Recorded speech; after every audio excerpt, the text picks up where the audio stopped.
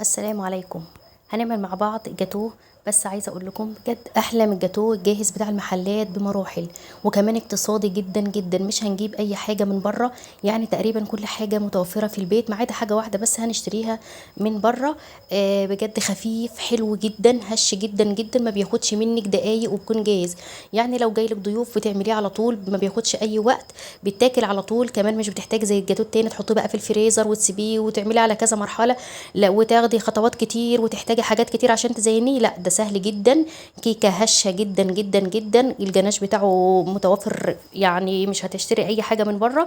بجد حلو قوي قوي، انا عايزاكم تجربوه. خفيف عامل زي القطن وما يتشبعش من اكله، حاجه كده في منتهى الجمال. لو نفسك تاكلي بقى حاجه كده ترطب كده عليكي في الحر دوت، او حاجه سهله، او مش عايز تقف في المطبخ كتير، يبقى هتعملي بقى النوع دوت من الجاتوه. حلو جدا وشيك قوي، حلو قوي في التقديم. عايزه تعمليه مربعات كده مفيش مشكله، عايزه تعمليه بالطول كده زي قطعه الجاتوه مفيش اي مشكله. جاتوه اقتصادي جدا وما بياخدش اي وقت، ومقاديره سهله وبسيطه. يعني انت لو مبتدئه لسه اول مره تدخلي المطبخ ونفسك تعملي حاجه كده كده تفرحي بها بابا وماما او تفرحي بها عيلتك، بجد هتعمليه في منتهى السهوله، ما بياخدش وقت خالص خالص، وهيعجب كل اللي هيدوق ياكل منه.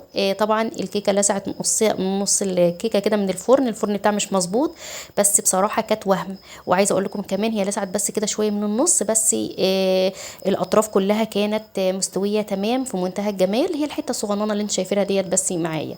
تعالوا نشوف مقاديرنا ونسمي الله ونصلي على الرسول. انزلوا الاول في الكومنتات صلوا على الرسول الكريم صلى الله عليه وسلم عشان يكون شاهد لنا يوم الدين. ما تنسيش تحط اللايك الجميل وكومنت حلو يشجعني للاستمراريه. وما تنسوش اهم حاجه اللايك بالله عليكم. كل اللي هنشتريه من بره كريم كراميل، باكت كريم كراميل بس، هو ده اللي انت هتعوزيه من بره، مش هتعوزي اي حاجه. باقي المقادير هتبقى موجوده ان شاء الله معاكي في البيت. كمان كل المقادير هنضربها في الخلاط كده بمنتهى السهوله.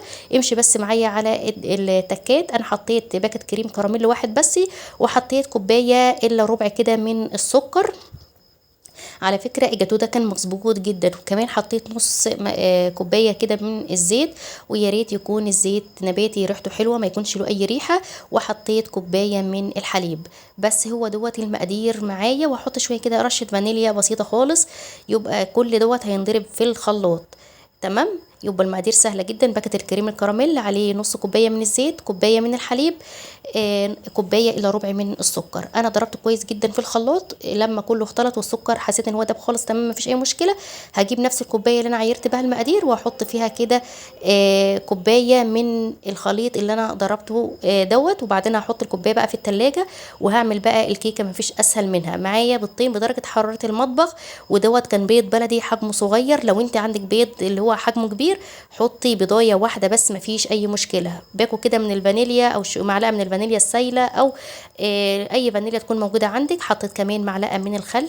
هضرب المكونات ديت مع بعض. بقى الخليط معايا جاهز وفي فقاعات كده وبقى تمام. هجيب بقى معايا، بص بقى مفيش اسهل من كده، كوبايه واحده بس كده مليانه من الدقيق، بنفس الكوبايه اللي انا عيرت بيها السكر والزيت وكله، هي اللي عاير بقى الدقيق. طبعا هنخل الدقيق طبعا كويس جدا علشان ما يبقاش فيه اي تكتلات، ويدخل فيه هوا كده ويطلع معايا الكيكه هشه وجميله جدا.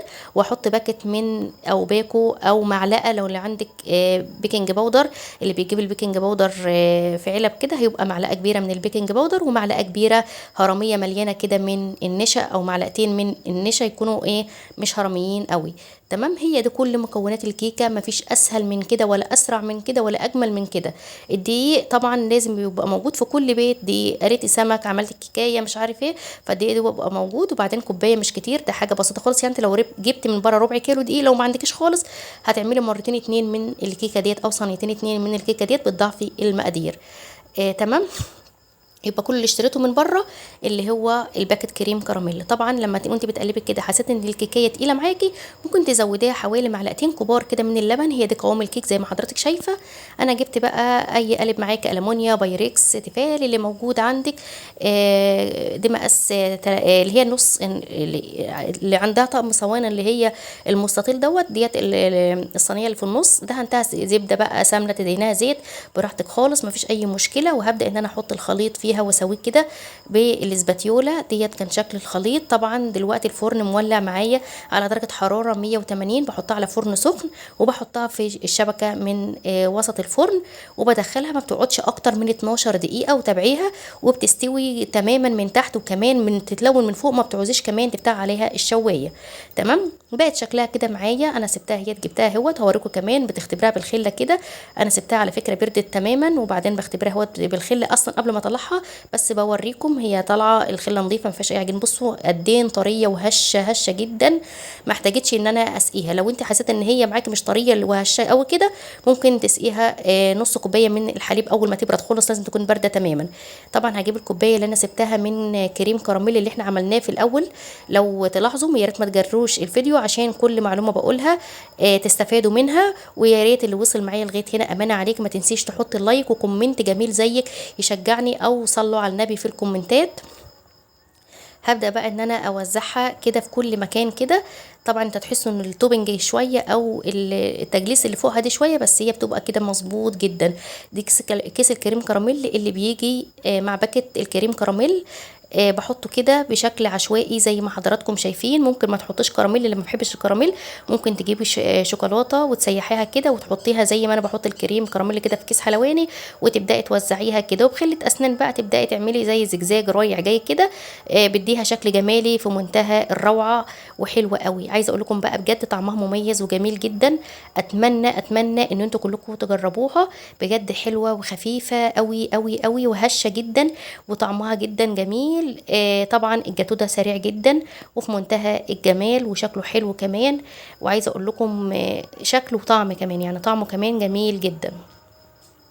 وبقت جاهزه معايا كده خلاص. ممكن بعد كده بقى انا قطعتها على طول. عايزه تحطيها في التلاجة، ممكن تحطيها في التلاجة شويه تسقع، ما فيش اي مشكله. بس المكونات كانت معايا بارده، الكيكه كانت بارده، وكمان التوبنج اللي انا حطيته عليها كمان انا كنت سايباه في التلاجة بارد. زي ما قلت لكم الفرن بتاعي مش مظبوط، فهي لسعت معايا سنه بس من تحت، بس مش كانت لسعه ان هي محروقه، هي مش كانت محروقه، هي كانت لونها غامق بس من تحت. انتوا تحسوا ان هي محروقه كده في الفيديو، بس والله كان لونها بس بني كده شويه من تحت.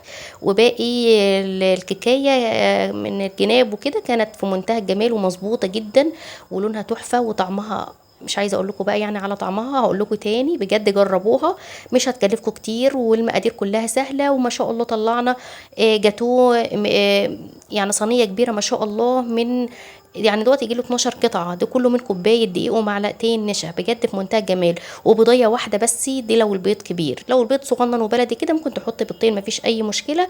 عايزه اقول لكم بقى ما يتشبعش من اكلها، معلقه ورا معلقه كده بجد ما يتشبعش من اكلها. حلوه قوي لذيذه قوي. انا ما شاء الله اول مره اعمل حاجه بجد ما تقعدش يعني بالف هنا وشفها، يمكن ساعتين في البيت، يعني تحس ان هي عايزه تاكليها ما توقفيش فيها اكل من كتر ما هي خفيفه وطعمها لذيذ جدا.